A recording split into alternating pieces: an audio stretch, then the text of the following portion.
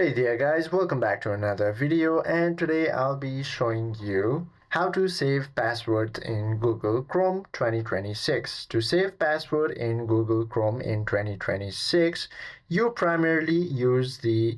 to primarily use the built-in Google Password Manager.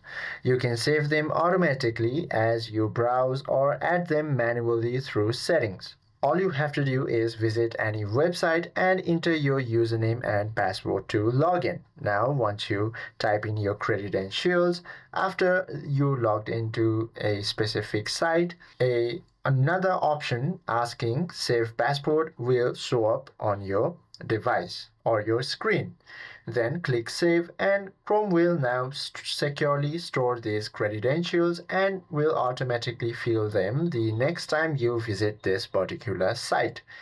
And if you want to view this password, all you have to do is open your browser, then tap on your profile icon. From there you should be able to find option called manage account.